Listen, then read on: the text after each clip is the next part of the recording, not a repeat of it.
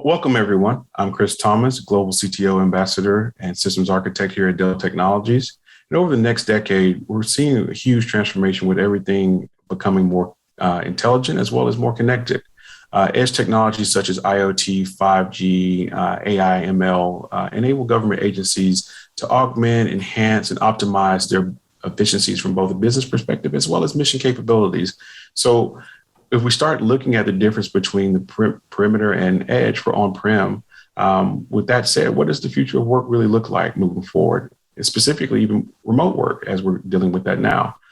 And how will organizations adapt to the necessary technologies and implement this into a more of a hybrid work methodology moving forward?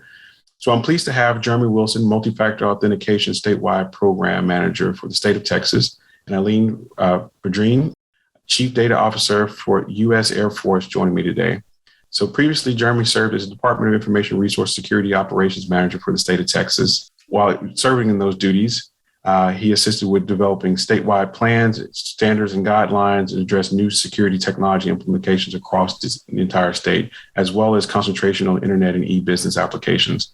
Eileen began her government career as an enlisted member of the United States Army, where she was later selected and integrated into the United States Army Acquisition Corps.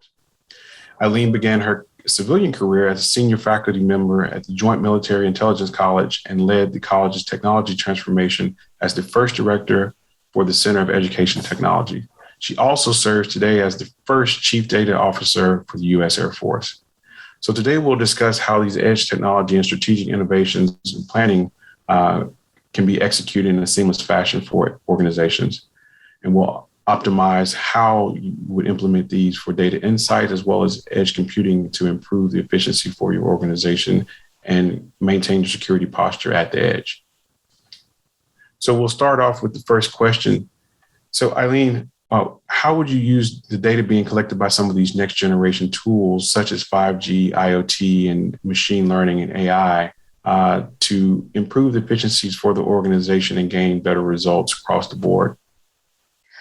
Well, in the Department of the Air Force, we actually stood up an innovation data lab that's based out of Andrews Air Force Base, but it's virtual. And there, what we did was we really stood up a self-service data platform that's in the cloud, multi-tenancy, cross-domain, that empowers our airmen and guardian across our two services, both air and space forces, to make data actionable.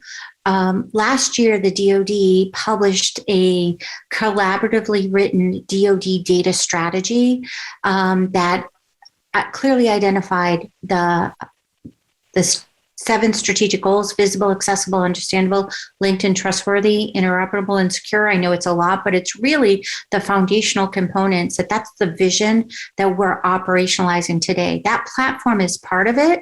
And through our use case work across the department, one of the ones I'll point to is our partnership with our installation management command, where we use data coming in from the field to inform each installation commander at the speed of relevancy to make decisions based on today's data that is impacting the installation. So it's really about bringing that data in quickly and making it actionable as quickly as possible and empowering our airmen and guardians to do it. Gotcha. So now you're able to make dynamic decisions on the fly in real time or near real time using real data. Absolutely. Speed of mission. So Jeremy, what about you? Same question. So how are you using some of these emerging technologies within your organization to make these type of transformations occur in real? Yeah, well, first of all, I work at the Department of Information Resources, which for the state of Texas basically is the IT services and IT procurement agency for the state. And so within our Chief Technology Office, we have a resource that is dedicated to our AI project. And one of the things that they've done in that office is they've set up a Texas Artificial Intelligence Center of Excellence. This initiative won State Scoop Innovation Award, and they conducted over 20 proof of concept pilot projects, and 5 of those made it to production. Currently, we have 3 state agencies in Texas that have chatbot solutions up and running, and our agency is working on an Ask DIR project for its own website, similar kind of functionality. And some feedback, a lot of productivity and efficiency has been achieved through the projects, saving time and, for state employees. And some of the concepts were data reentry, data duplication, removing duplicates. And I know that they use neuro-linguistics programming for analyzing some of the email help desk tickets to prioritize those for the help desk team. So all those things resulted in better use of employees' time and being able to access data quicker. Gotcha. So you were able to use some of the technology innovation to really drive business outcomes. That's right. Perfect. That makes perfect sense. So Eileen, quick question for you. So as we start looking at edge computing technologies, what are some of the ones that you've looked at implementing across the organization or that you see being implemented? I think that what we have looked at really is about being capabilities focused.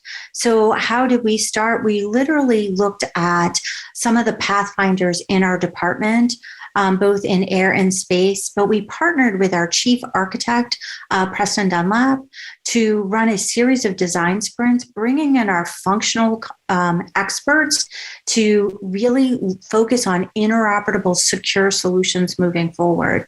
And so it's not about having one solution, but it's really about having a data-first ecosystem that is interoperable and secure that can actually work not just between our two services, but with our other military partners, whether it be the Department of Navy, the Department of Army, or our allied partners. So that interoperability and that capability is really important. Gotcha. And so with that, right, you're trying to keep that open systems architecture because you don't want to have things like vendor lock-in, which raises your cost over time. So definitely understand that. So Jeremy, quick question. So as the network is expanding, we're seeing this distributed architecture. Obviously, one of the biggest concerns that I've seen for organization is what does that mean for my security, right? If I'm increasing my attack surface, how do I control it? I think Eileen kind of made a mention of that as well. So what are you doing within the state to help make sure that things are still staying secure as you implement these innovations? Sure. So the way I look at that is I know you mentioned that Eileen is the chief data officer. Our agency brought on a chief data officer a while ago, and one of his big initiatives has been the closed data portal project and the open data portal project. And of course, I think you guys can understand the open data portal project is all about making data that should be publicly accessible to constituents, getting it out there and kind of combining data sets that are across multiple disparate state agencies that don't always share data and getting that out there. And then, of course, we have the closed data portal project, which would be more your kind of sensitive data that we wouldn't want out floating around on the internet, if you will. So to me, those initiatives are really helpful, but it's all about, knowing where your data is, data protection measures, data loss prevention, and like I said, making sure that when people are trying to do those valid data searches, that they're able to get that data quickly. Gotcha. No, that makes perfect sense, right? It's reading between the lines and having the right tools to be able to aggregate that data and actually make those connections, those soft connections between different points can save a lot of time as well as money. So Eileen, in that same context, right, what are some of the security requirements that the U.S. Air Force is trying to kind of looking at as well in that shape?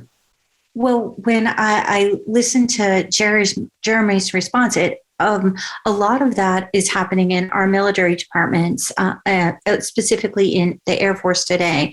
So we really focus around zero trust principles and really partnering with our Chief Information Security Officer, Wanda Jones-Heath, to make sure that we're working in concert with each other. But it is also about making sure that we meet our open data requirements under the Federal Foundations of Evidence-Based Policymaking Act. So we do have a portal, af.data.mil, to make sure that we can share what we are able to share. Obviously, mission data is protected, but it's really about making sure that we catalog and tag so we have visible, accessible data at the speed of mission and at the speed of relevancy to support our warfighter and our military departments and our allied partners. So it's not one of us doing it. It's really that whole collaborative effort to make that happen. Great. And I guess for the last question for the day, I guess, Jeremy, so what are some of the challenges that you think an organization may face with trying to implement, this interwoven, right? We've been so used to silos. What's some of the challenges that you see as we go to this distributed edge type of architecture? And can you share any advice or tidbits that may help an organization? Yeah, I think everything Eileen said is very relevant. Zero trust. But then, I talked a little bit about data loss prevention and data protection measures. So the ability to, like I said, know where your data is, know who's accessing it, and the ability to have near real-time alerts.